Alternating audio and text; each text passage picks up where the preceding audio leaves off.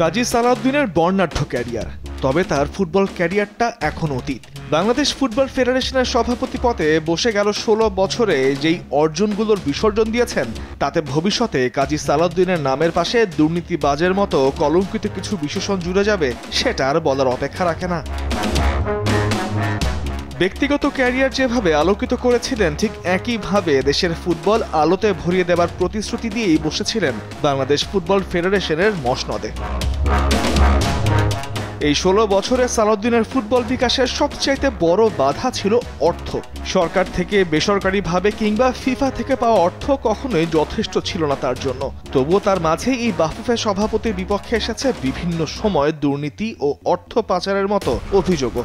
সেটা গড়িয়েছিল দুর্নীতি দমন কমিশন পর্যন্ত। তবে কোনো এক অদৃশ্য ক্ষমতার বলে সালাউদ্দিনের দুর্নীতির সেই নথি হারিয়ে যায় কালের অতল গহ্বরে। যে অর্থাভাবে দেশের ফুটবল পুরোই অচল, সেখানে ফিফার টাকা নিয়েও ৯-৬ করতে পিছপা হননি বাফুফে কর্তারা। ফিফা করেছে জরিমানা, দিয়েছে শাস্তি, বহিষ্কৃত হয়েছেন দুর্নীতির প্রমাণ হওয়া সাপেক্ষে বেশ কিছু কর্মকর্তা। আর এর সবই হয়েছে সালাউদ্দিনের নাকের ডগায়।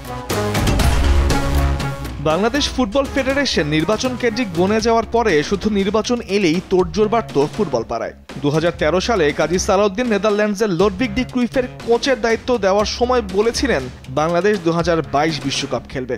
এরপর 10 বছরে বাংলাদেশ বিশ্বকাপে যে শুধু যেতে পারেনি তাই নয়, র্যাঙ্কিংয়ে 164 থেকে 28 ধাপ নেমে দাঁড়িয়েছিল একটা সময় 192 নম্বরে। 10 বছর পরের বাস্তবতা হলো 2022 বিশ্বকাপের প্রাক বাছাই পর্বের বাধাও পেরোতে পারেনি বাংলাদেশ। পারবে কিভাবে?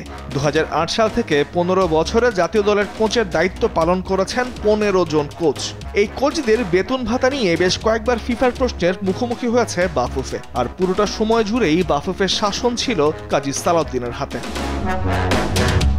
এত কিছুর পরও 2008 সাল থেকে শুরু করে এখনো পর্যন্ত বাফুফে সভাপতির পদে বহাল তবিয়াতে আছেন সালাউদ্দিন। বলা হয় ক্ষমতাচ্যুত সরকারের মদতপুষ্ট হয়েই 16 বছর এই পদ আগলে রাখতে পেরেছেন তিনি। এই সময় অবশ্য একাধিকবার তার পদত্যাগের দাবিও উঠেছে, তবে সেসব তিনি উঠে গেছেন বিভিন্ন কৌশলে। কিন্তু রাষ্ট্র ক্ষমতার পালাবদল হওয়ার পর তার পদত্যাগের দাবি এখন বেশ জোরালো। পরিষ্কার জানিয়ে দিয়েছেন পদত্যাগ করবেন না তিনি। এখন পঞ্চম মেয়াদে বাফুফে সভাপতি হওয়ার জন্য নির্বাচন করবার কথাই জোর দিয়ে ভাবছেন।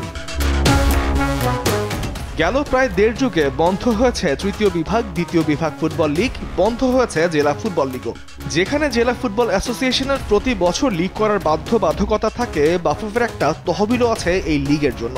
আর ফিফার মনিটরিংও থাকে এই লীগ তদারকির জন্য। তবে সেই সব বাধ্যবাধকতাকে বৃদ্ধাঙ্গুলি দেখিয়ে গেছেন এই সালাউদ্দিন দিনের পর দিন, বছরের পর বছর।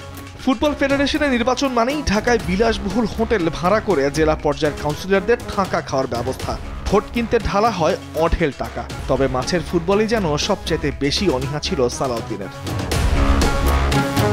তামিমুর রহমান, স্পোর্টস ডেস্ক, দেশ টিভি।